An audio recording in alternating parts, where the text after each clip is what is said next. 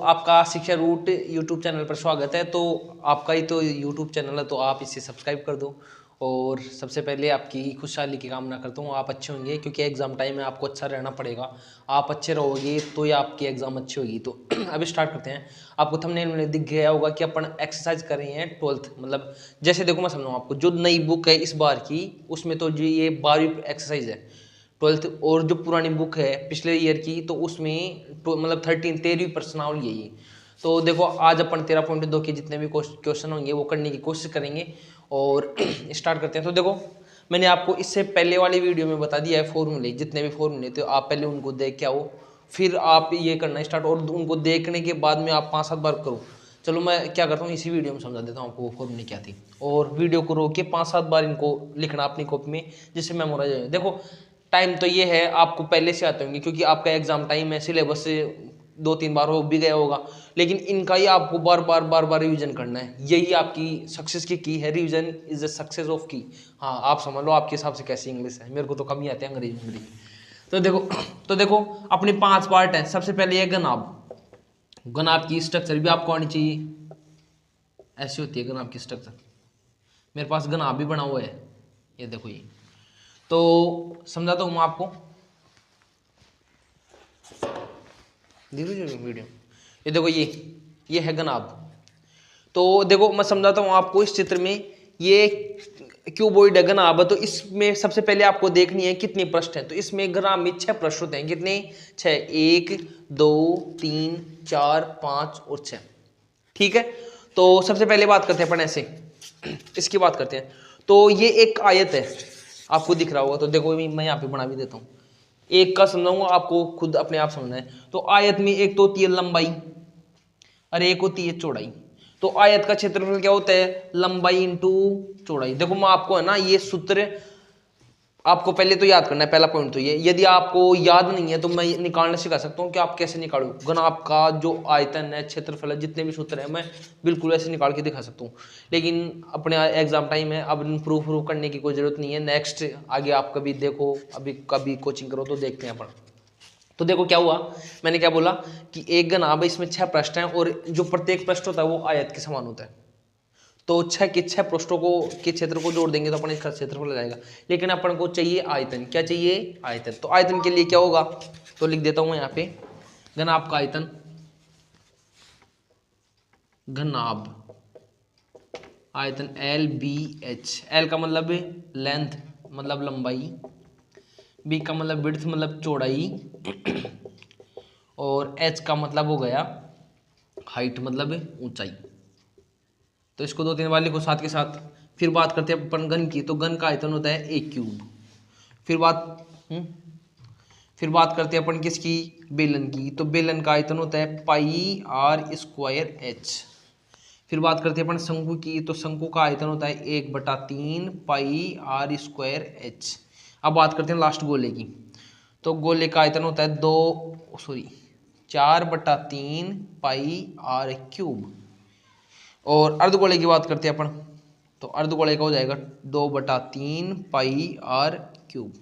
तो इनको 2-3 बार लिखो। अब स्टार्ट करते हैं अपन एक्सरसाइज 13.2 या 12.2 अपने हिसाब से, और उसका पहला क्वेश्चन करते हैं। स्क्रीनशॉट ले लो आप।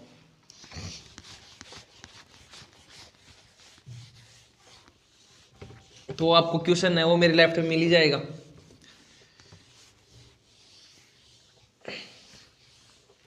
सर एग्जाम टाइम में पढ़ने का मन नहीं करता, तो पढ़ने का मन करो, लगाओ मन को।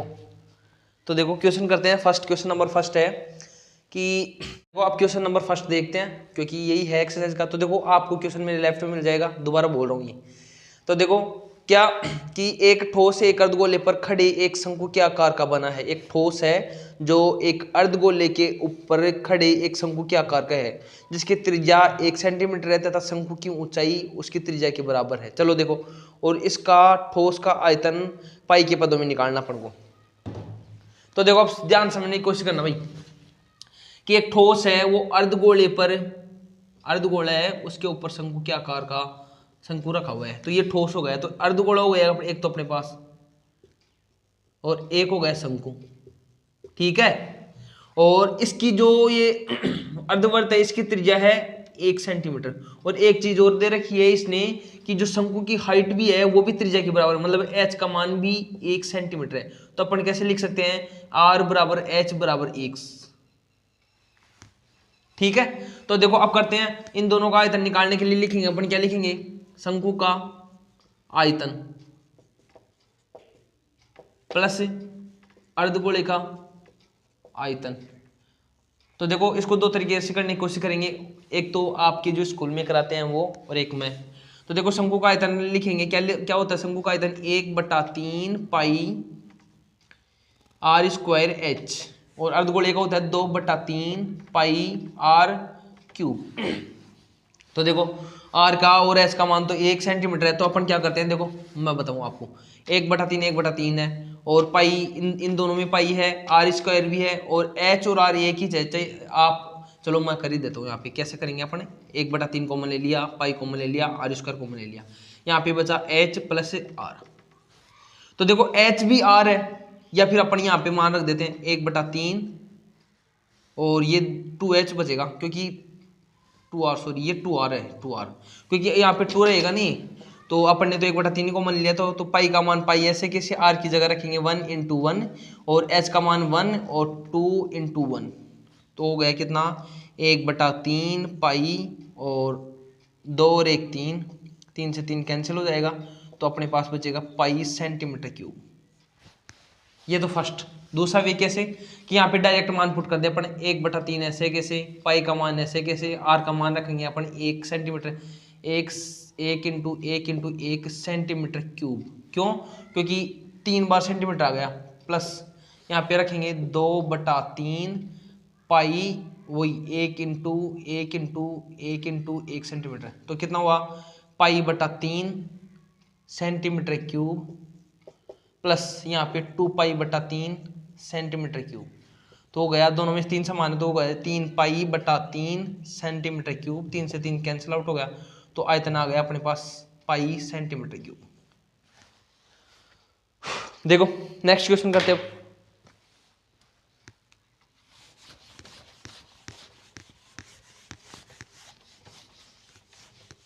ये तरीका नहीं है, आप सोच रहे होगे कि यहाँ पे 1 रख दिया, वो कोई सा भी है, जैसे अपन शॉर्ट करना चाहेंगे वैसे करें।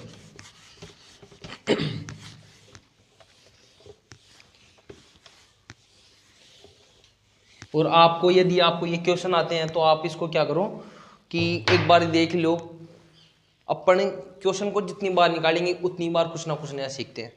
तो क्वेश्चन नंबर नेक्स्ट देखते हैं अपन।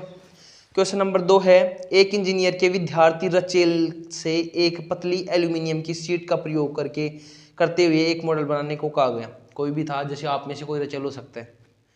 हाँ, तो जो एक ऐसे बेलन के आकार हो जिसके दोनों सिरों पर 2 शंकु जुड़े हों, और बेलन के दोनों सिरों पर 2 शंकु जुड़े हुए हैं, और इस मॉडल का व्यास 3 सेंटीमीटर लिख देते हैं अपन, d = 3 व्यास, और इसकी लंबाई, इस पूरे मॉडल की लंबाई है 12, और प्रत्येक शंकु की ऊंचाई 2 सेंटीमीटर, ये भी 12 सेंटीमीटर है, और ये 3 सेंटीमीटर। चलो करते हैं।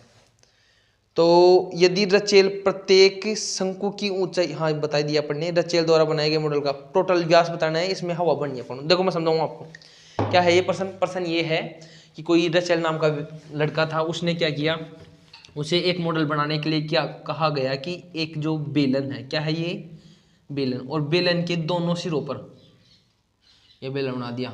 वो मम्मी आपको मारती है वो बेलन नहीं, और मम्मी मार रही है वो वाला बेलन नहीं है, फेंक क्यों आती है वो। हाँ, उसके दोनों सिरों पर लगा दिया अपन ने शंकु। ये चित्र बहुत खराब बना है डायग्राम। तो देखो क्या हुआ कि बेलन है, बेलन के दोनों सिरों पर लगे हुए हैं कितने शंकु, 2 शंकु, और इस पूरे जो मॉडल है इसकी ऊंचाई है 12 सेंटीमीटर, और शंकु की ऊंचाई कितनी है 2 सेंटीमीटर, ये भी 2, तो इस बेलन की ऊंचाई कितनी हो जाएगी, 2 और 2 घटाएंगे तो 8 हो जाएगी, 8 सेंटीमीटर।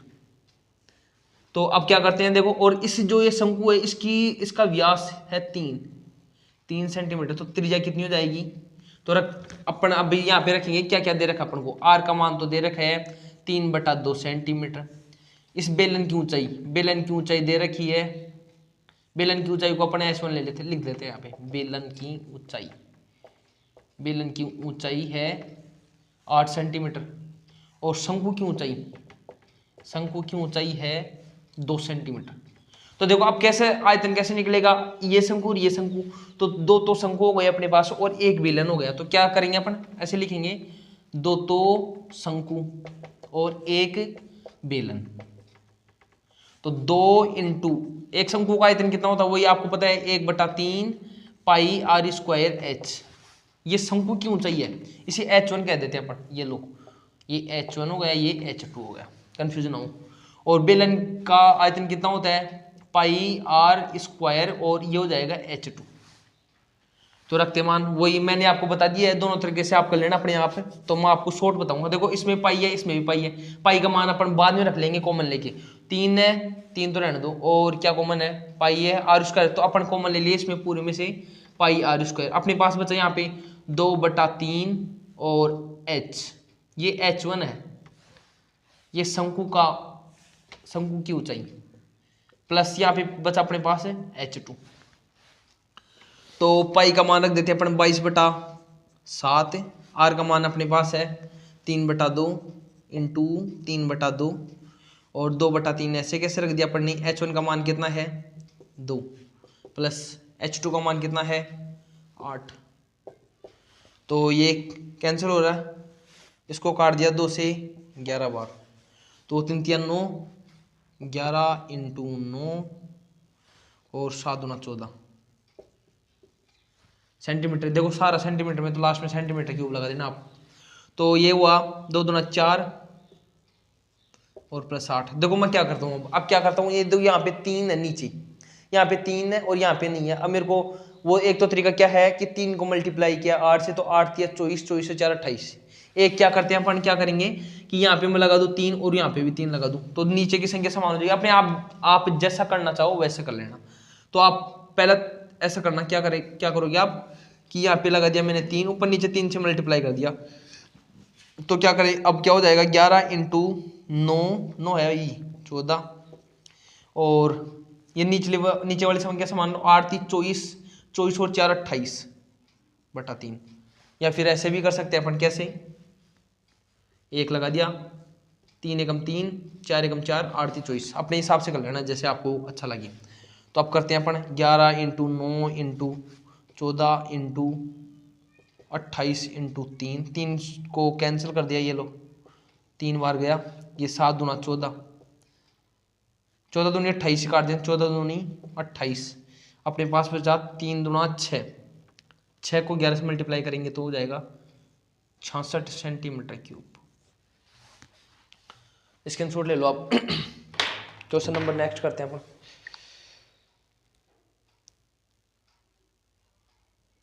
तो देखो ये थोड़ा सा आपको क्वेश्चन, जो नेक्स्ट क्वेश्चन है गुलाब जामुन वाला, आप शादियों में खाते होंगे। हाँ 2-4 सर एक और ले लेते हैं, और कुछ तो बच्चे सोचते हैं जेब में भी लेके आ जाऊंगा, और जेब चाहे खराब हो जाए फिर मम्मी आपकी चाहे डंडे से पिटाई करे अच्छे से। तो देखो स्क्रीनशॉट ले लो या उतार लो आप।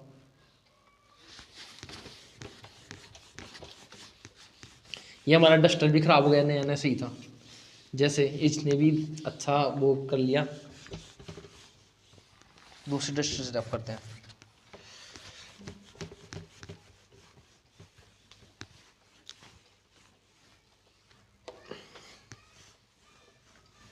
ये लो नेक्स्ट क्वेश्चन करते हैं अपन।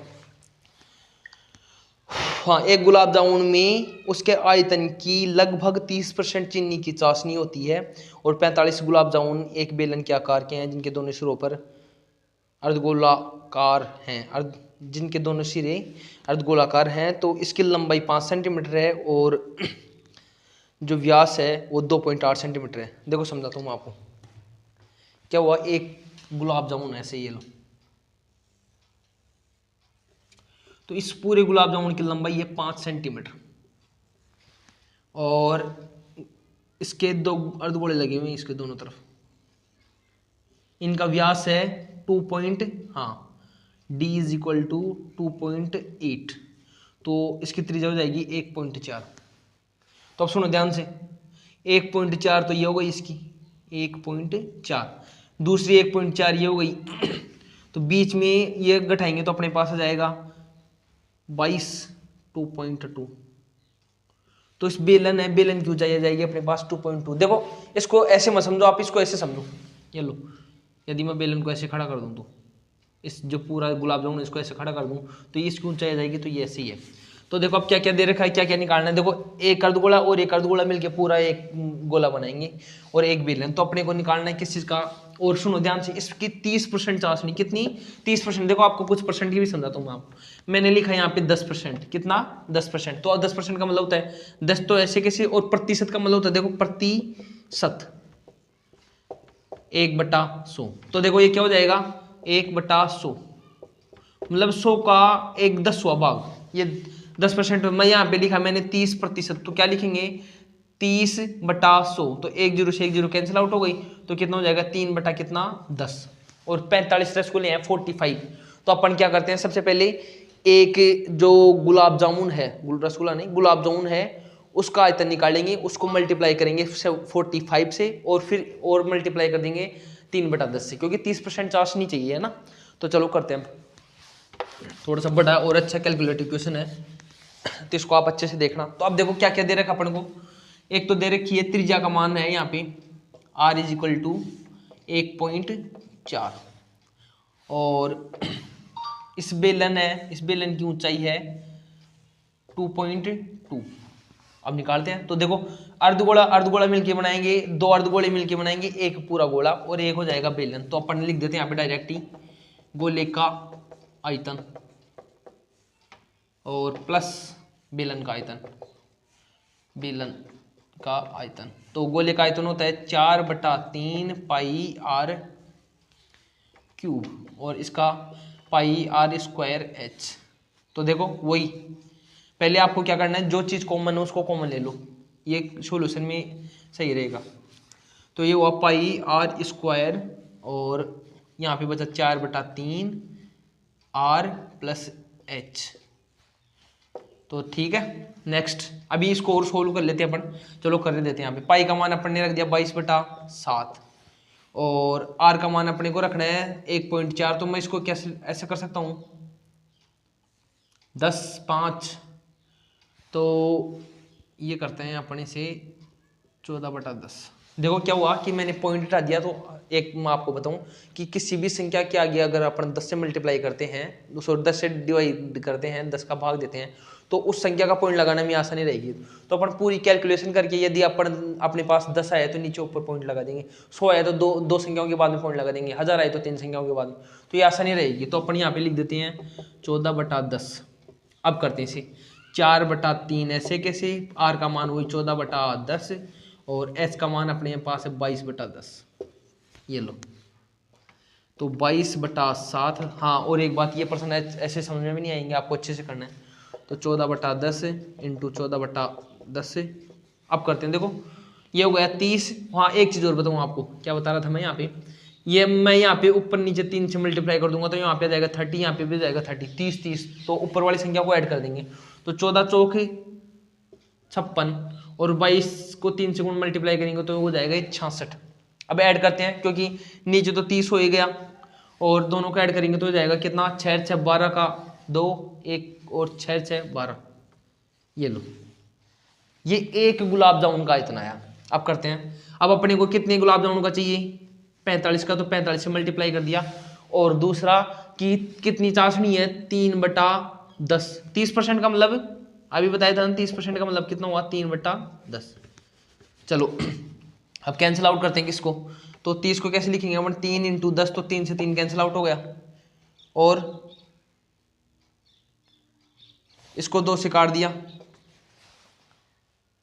अब इसको भी काट देते हैं। देखो एक को 2 से काटा तो 5, 5 को काटा 9 से, 5 9 45, और काटो। चलो ठीक है, नीचे अब अपने पास बच गया 1000। तो देखो आसानी रहेगी, इसको 1000 ही रहने दो।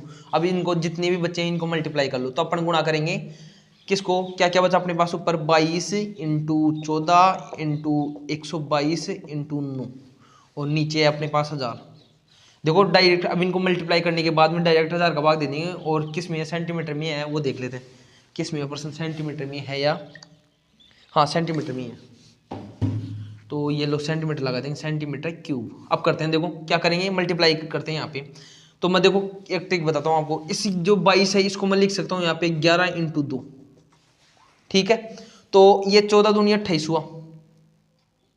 तो चलो आप अपने हिसाब से मल्टीप्लाई कर देना, मैं कर देता हूँ यहाँ पे 14 दूनी 28 और इस 11 को मल्टीप्लाई करेंगे 122 से। तो मैंने सिखाया था आपको 11 को मल्टीप्लाई करते हैं 122 से।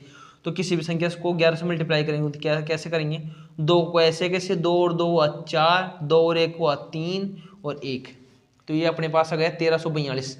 तो अपन ने 11 ने से 11 को मल्टीप्लाई कर दिया 1 से 122 से। अब अपन को करना है 14 दूनी 28, 1342 को मल्टीप्लाई करना है 1300। ये जितने भी काम करोगे आप वो रफ कॉपी में करोगे तो 28 से मल्टीप्लाई करते हैं, फिर आपको एक बार 9 से और करना पड़ेगा। चलो पहले 9 से कर लेते हैं। तो 9 से करेंगे तो कितना हुआ, 9 दूनी 18, 1 9 चौक 36 और 1 37, फिर बचा यहाँ पे 3 9 30 27, 27 और 3 27, 9 30 27 और 3 30, 9 एकम 9 और 3 12। अब अपने को 28 और मल्टीप्लाई करना है, ये तो करना ही पड़ेगा आपको। तो देखो 8 उल्टा 64, 8 उल्टा 64 का हो गया अपने पास 4, 6 हासिल, 8 7 56, 56 और 6 62, फिर 6 हासिल और 8 को 0 से किया तो 0, ये 6 ऐसे कैसे उतार देते हैं, 8 दूना 16, फिर 1, 8 एकम 8 और 1 9, 2 से मल्टीप्लाई और करना अपन को अभी। तो 8 दूना 16 का 1, 7 दूना 14 और 1 15, 2 दूना 4 और 2 एकम 2, अब ऐड करेंगे यहाँ पे। तो 4 6 और 2 8 और 5 और 6 11 का 1 और 6 1 7 1 8, 9 और 4 13, 9 और 4 13, 1 हासिल 3 और 1000 से डिवाइड करेंगे, ये सेंटीमीटर क्यूब। तो देखो मैंने बताया 3 जीरो, तो 3 जीरो के बाद 3 पॉइंट संख्या 338.184 सेंटीमीटर क्यूब। देखो कितना बेस्ट तरीका है। और ये क्वेश्चन है कई टीचर्स ने इतना कॉम्प्लिकेटेड बना रखा है कि पूछो मत आप, वो उनमें मैं भी हूँ एक कॉम्प्लिकेटेड करने में। उतार लो यहाँ पे, आप स्क्रीनशॉट ले लो, ठीक है। नेक्स्ट क्वेश्चन करते हैं। कितनी देर होगी वीडियो, 18। हाँ और एक बात ये कि ये वीडियो थोड़ा लंबा बनेगा, अभी तो 3 ही क्वेश्चन हुए हैं। तो क्या करते हैं, इसको पार्ट में कर लेते हैं। अभी एक दो क्वेश्चन और कर लेते हैं, उसके बाद में पार्ट 2 ले आएंगे फिर। हाँ और इन वीडियो को आप अच्छे से देखो। देखो ये सबसे बेस्ट वे है, ऐसे समझ लो कि इससे बेस्ट कहीं नहीं मिलेगा, सबसे बेस्ट वे है ये कर सोल्व करने का क्वेश्चन। नेक्स्ट क्वेश्चन करते हैं। वो माइक क्लाउजन। तो कितने क्वेश्चन इसमें देखते हैं अभी, 8 क्वेश्चन है। तो एक क्वेश्चन और कर लेते हैं और बाकी दूसरे पार्ट में कर देंगे। तो क्वेश्चन नंबर 4, ये लो। तो देखो एक कमलदान घन आपके आकार की एक लकड़ी से बना हुआ है। आपको क्वेश्चन तो मेरे लेफ्ट में मिल जाएगा, जिसमें कलम रखने के लिए 4 शंक्वाकार गड्ढे हुए हैं। घन आपकी विमाएं ये है 15 10 3.5 और प्रत्येक गड्ढे की त्रिज्या आर का मान है 0.5 और गहराई मतलब इसकी ऊंचाई है 1.4। तो कलमदान क्या है, चलो मैं समझाने की कोशिश करूँ आपको, आप भी समझने की कोशिश करो। तो देखो एक घन आप क्या आकार का कलमदान है, ये लो।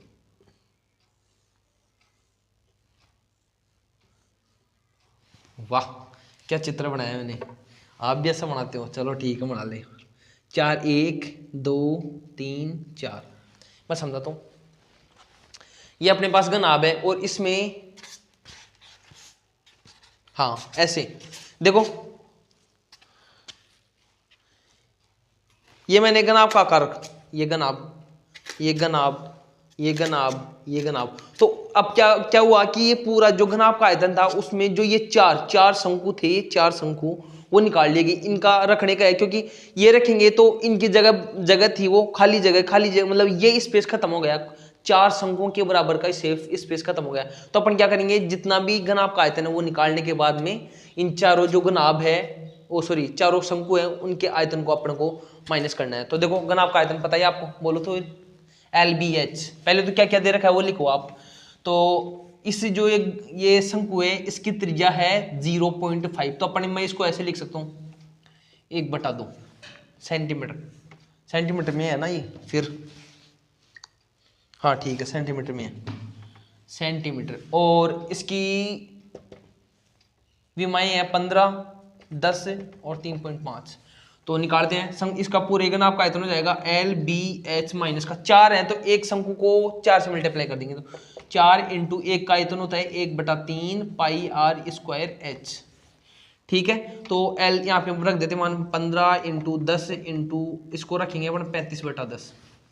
पॉइंट हटाने के बाद 10 को 10 से कैंसिल कर दिया। देखो 4 × 3 ऐसे कैसे, और पाई का मान अपने को रखना है 22/7, और r का मान 1/2 × 1/2, और इसका मान h का मान 14/10।